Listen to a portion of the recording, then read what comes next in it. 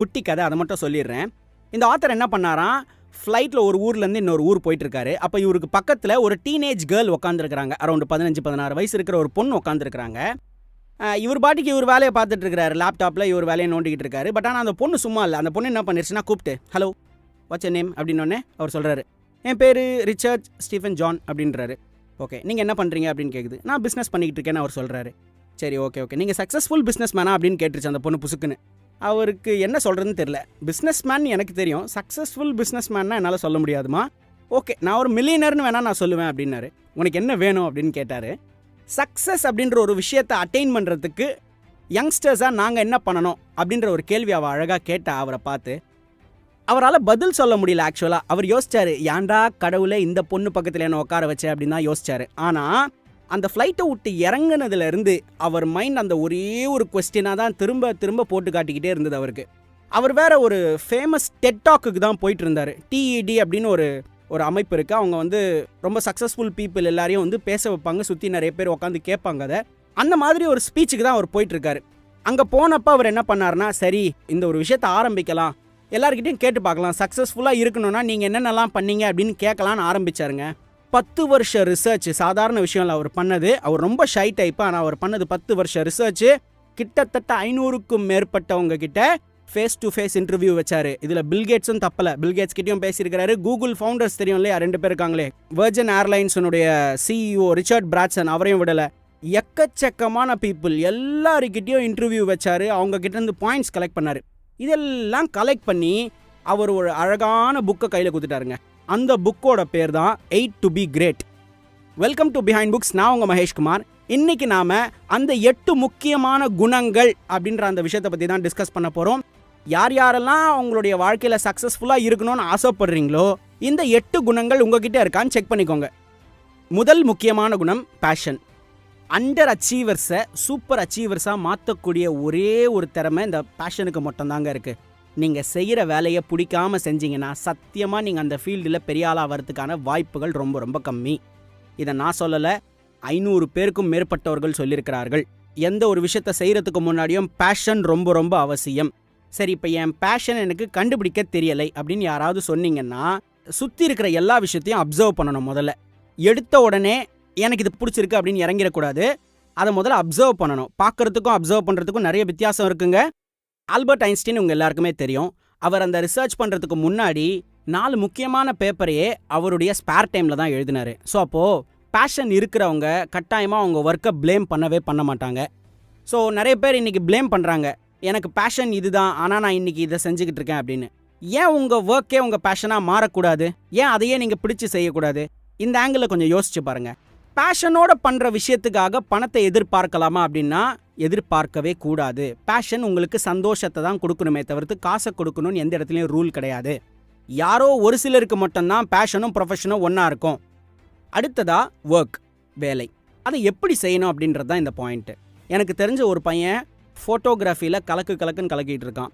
அவன் எடுக்கிற ஒவ்வொரு ஃபோட்டோவும் ஒரு அழகான கதை சொல்லும். எப்படிடா இந்த மாதிரி உன்னால் ஃபோட்டோ எடுக்க முடியுதுன்னு கேட்டால் அவன் சொல்லுவான், எனக்கு வாரத்தில் 2 நாள் கிடைக்கும் மச்சான், அந்த 2 நாளை நான் ஃபுல் அண்ட் ஃபுல் யூட்டிலைஸ் பண்ணுவேன்.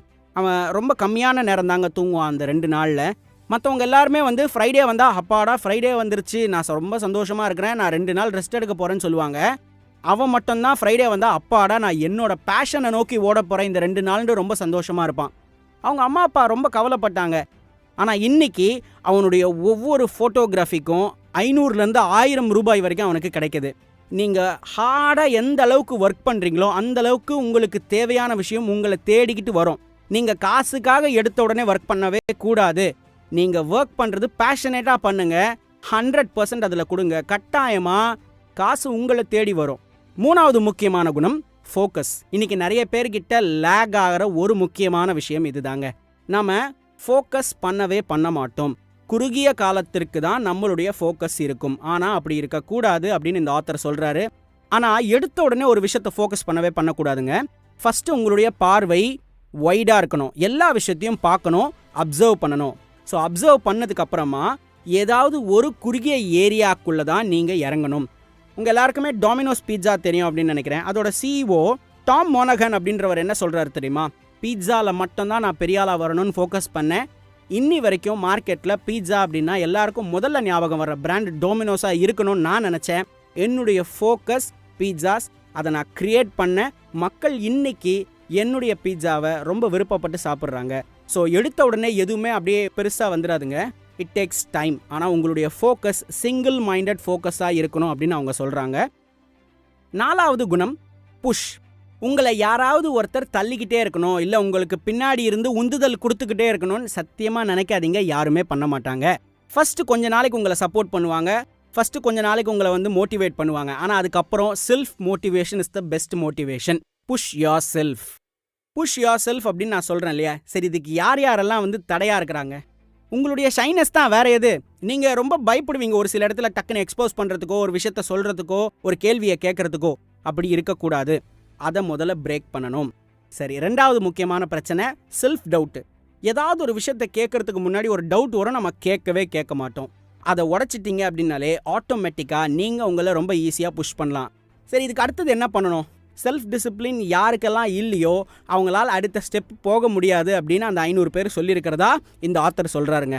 ஏன்னா அங்கே இருக்கிற யாருமே எழுப்பலை, இதை செய் அதை செய்யு சொல்லலை. எல்லாம் அவங்களா செஞ்ச விஷயந்தான். அவங்களே அவங்களுக்கு உந்துதலாக இருந்ததாக இந்த ஆத்தர் சொல்கிறாரு. 5வது முக்கியமான விஷயம் ஐடியாஸ். நீங்கள் ஒரு விஷயத்தை திரும்ப செய்கிறப்ப தான் ஏதாவது ஒரு புது ஐடியா நம்மளுக்கு கிடைக்கும். சரி, இந்த ஐடியாவை நான் எங்கேருந்து தான் சார் பிடிக்கிறது அப்படின்னு நிறைய பேர் கேட்பாங்க. உங்களுடைய டெய்லி லைஃப்பில் இருக்கிற டெய்லி ஃபேஸ் பண்ணுற ப்ராப்ளம்ஸே எடுங்க, அதுலேருந்து ஏதாவது ஒரு விஷயத்தை கண்டுபிடிங்க. நான் ரீசெண்டாக மார்க்கெட்டில் ஒரு பொருள் பார்த்தேன். இது எத்தனை வருஷம் பழைய பொருள்னு எனக்கு தெரியாது. ஆனால் எனக்கு அந்த பொருள் ரொம்ப புதுசாக இருந்தது. பிளாஸ்டிக் குச்சி மாதிரி இருக்கும், அதோட எண்டில் கை இருக்கும், பின்னாடி முதுகு சொரியறதுக்கு யூஸ் பண்ணுறாங்க. ஒன்றுமே இல்லை, இது ஒரு சாதாரண ப்ராப்ளம் தான். ஆனால் அதை இன்றைக்கி மார்க்கெட் பண்ணியிருக்கிறாங்க. ஸோ அப்போது ஐடியாஸ் அப்படிங்கிறது திங்க் பண்ணுற பெர்ஸ்பெக்டிவில் தான் இருக்குது. நம்மளுடைய ப்ராப்ளமில் இருந்து தான் ஐடியாஸ் கிடைக்கும். எடுத்த உடனே பக்காவான ஐடியா கிடைக்குமா? சத்தியமாக கிடைக்காதுங்க. தாமஸ் ஆல்வா எடிசன் எடுத்த உடனே பல்பெல்லாம் கண்டுபிடிச்சிடல. நிறைய ஃபெயிலியர்ஸ் இருந்தது, மிஸ்டேக்ஸ் இருந்தது. நிறைய பேருக்கு விதவிதமான ஐடியாஸ் கிடைக்கும், ஆனால் மறந்துடுவாங்க. அப்போ என்ன பண்ணணும்னா ஐடியா கிடைக்கிறப்பவே எழுதி வைக்கணும். 6வது முக்கியமான குணம் இம்ப்ரூவ். உங்களை நீங்கள் இம்ப்ரூவ் பண்ணியே ஆகணுங்க, வேறு வழியே கிடையாது. நீங்கள் ஹார்ட் ஒர்க் பண்ணாதான் உங்களை இம்ப்ரூவ் பண்ணிக்க முடியும். ப்ராக்டிஸ் பண்ணால் மட்டும்தான் முடியும். மைக்கேல் ஜார்டன் அப்படின்ற ஒரு பாஸ்கெட் பால் பிளேயர் உங்கள் எல்லாருக்கும் தெரியும் அப்படின்னு நினைக்கிறேன். அவர் சொன்ன ஒரு முக்கியமான விஷயம், நான் ஒவ்வொரு நாளும் கற்றுக்கிறேன் அப்படின்னு சொன்னார். எப்படின்னு கேட்டால், நான் டெய்லி ஒரு டிஃப்ரெண்ட்டான ஒரு ஷாட் ட்ரை பண்ணுவேன், ஒரே மாதிரியான ஷாட்ஸ் நான் ட்ரை பண்ண மாட்டேன் அப்படின்னு சொல்லுவார். நிறைய பேர் இம்ப்ரூவ்மெண்ட்டில் ஒரு முக்கியமான தப்பு பண்ணுவாங்க. என்ன தெரியுமா? வீக் ஏரியாவை அவங்க ஸ்ட்ரென்தன் பண்ண ட்ரை பண்ணுவாங்க. அது தப்பு, அதை பண்ணக்கூடாது. உங்களுடைய ஸ்ட்ரென்த் எந்த ஏரியாவோ அதை தான் நீங்கள் இன்னும் கொஞ்சம் ஸ்ட்ராங்காக மாற்றணும். வீக்காக இருக்கிற ஏரியாவை ஸ்ட்ராங் பண்ணுறேன்னு என்றைக்கும் இறங்காதீங்க. ஸ்ட்ராங்காக இருக்கிற ஏரியாவை இன்னும் கொஞ்சம் ஸ்ட்ராங்காக ஈஸியாக மாற்றலாம். ஆனால் வீக்காக இருக்கிற ஏரியாவை ஸ்ட்ராங்காக மாற்றுறதுன்றது கொஞ்சம் கஷ்டமான விஷயம். 7வது முக்கியமான குணம் சர்வ். மற்றவங்களுக்கு சர்வ் பண்ணணும். நான் என்ன சர்வ் பண்ணுவேன்? வேல்யூஸை சர்வ் பண்ணணும். காசு கொடுத்து நம்ம ஏதோ ஒரு பொருள் வாங்குகிறோம் அப்படின்னா வெறும்னே அந்த பொருளால் மட்டும் அந்த கம்பெனி உயர்ந்துடாது. அவங்க அது கூட சேர்ந்து ஏதாவது ஒரு வேல்யூபிளான ஒரு விஷயத்தை நம்மளுக்கு கொடுப்பாங்க. 4 Seasons அப்படின்ற ஒரு ஹோட்டல் இருக்குங்க. அந்த ஹோட்டல் இன்னைக்கு டாப் மோஸ்ட் பொசிஷனில் இருக்குது. எதில் அப்படின்னு பார்த்தீங்கன்னா, கஸ்டமர்ஸை சாட்டிஸ்ஃபை பண்ணுறதுல. எப்படி அந்த மாதிரி ஆச்சுன்னா, அவங்க எல்லாருக்குமே ஈக்குவல் ஆப்பர்ச்சுனிட்டிஸ் கொடுத்தாங்க. ஒரு சேல்ஸ்மேன் என்ன பண்ணலாம்? அவங்க கஸ்டமருக்கு சர்வ் பண்ணலாம். வெறும்னே ஒரு ப்ராடக்ட்டை மட்டும் காட்டுறது இல்லாமல் அவங்களுக்கு நல்லது கெட்டதை எடுத்து சொல்லலாம். டாக்டர்ஸ் பேஷண்ட்டுக்கு சர்வ் பண்ணலாம். அவங்க வந்த வியாதிக்கு மட்டும் அவங்க கிட்ட பேசாமல் அடிஷ்னலாக ஏதாவது ஒரு 2 பாயிண்ட் சொல்லி அனுப்பலாம். ஒரு டீச்சர் ஸ்டூடெண்ட்டுக்கு சர்வ் பண்ணுறாங்க. சப்ஜெக்டில் இருக்கிற விஷயத்தை பற்றி மட்டும் சொல்லாமல் வேறு சில விஷயங்களையும் பசங்களுக்கு சொல்லிக் கொடுக்குறது, ஜென்ரல் நாலேஜ், அந்த மாதிரியான விஷயங்களை. அண்ட் அட் லாஸ்ட்டு ஈகோன்ற ஒரு விஷயத்தை உடச்சி தள்ளணுங்க. ஈகோ இருந்ததுன்னா உங்களால் சர்வ் பண்ண முடியாது. 8வது முக்கியமான குணம் பர்சிஸ்ட், அதாவது கண்டினியூட்டின்னு சொல்லுவாங்க. தொடர்ச்சியாக நீங்கள் ஒரு விஷயத்தை செஞ்சுக்கிட்டே இருக்கணும்.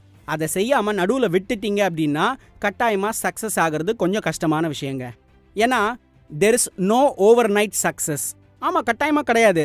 எப்படி ஒரே நாளில் நம்ம சக்ஸஸ்ஃபுல்லாக வந்துட முடியுமா? அப்படி வந்தால் அந்த சக்ஸஸ் தான் நிலைக்குமா? நிலைக்காது.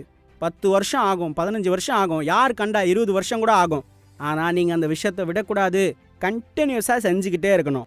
நிறைய பேர் சொல்லுவாங்க, நான் காலேஜ்லேயோ ஸ்கூல்லையோ ரொம்ப சக்ஸஸ்ஃபுல்லான பையன் கிடையாது அப்படின்வாங்க. அது தேவையே இல்லைங்க. நீங்கள் ஒரு விஷயத்தை செய்கிறதுக்கு ஹார்ட் ஒர்க் போதுமே. நீங்கள் ஒரு விஷயத்தை ஃபோக்கஸ்டாக செஞ்சால் போதுமே. நீங்கள் ஒரு விஷயத்தை தொடர்ச்சியாக செஞ்சால் போதுமே. பர்சிஸ்டன்ஸ் இருந்தால் போதுமே. சக்ஸஸ்ஃபுல்லாக இருக்கணும்னா முதல்ல ஃபெயில் ஆகணுங்க. அதான் ரொம்ப முக்கியமான ரூல். எடுத்த உடனே யாராலையும் சக்ஸஸ்ன்ற பொசிஷனை அட்டைன் பண்ண முடியாது. நாம் செய்ய வேண்டிய விஷயங்களை தொடர்ந்து செஞ்சுக்கிட்டே இருக்கணும். நிறைய நம்மளை திட்டுவாங்க, கிண்டல் பண்ணுவாங்க, கேலி பண்ணுவாங்க. அதெல்லாம் தாண்டி நிற்கணும். நீ செய்கிறத கண்டினியூஸாக செஞ்சுக்கிட்டே இருக்கணும். அப்போ உங்கள் லைஃப்லேயும் நீங்கள் சக்ஸஸ்ஃபுல்லாக இருக்கணும்னு ஆசைப்பட்டீங்கன்னா இந்த 8 முக்கியமான விஷயங்களை நீங்கள் கடைப்பிடிக்கிறீங்களா அப்படின்னு செக் பண்ணி பாருங்கள். நான் சொன்ன இந்த இன்ஃபர்மேஷன் பிடிச்சிருந்ததுன்னா லைக் பண்ணுங்கள், ரொம்ப பிடிச்சிருந்ததுன்னா ஷேர் பண்ணுங்கள். உங்களுடைய ஃபீலிங்ஸை எனக்கு கமெண்ட்ஸில் மறக்காமல் சொல்லுங்கள். அண்ட் பிஹைண்ட் புக்ஸ் சேனலுக்கு சப்ஸ்கிரைப் பண்ணுங்கள். Thanks a lot. Have a great day.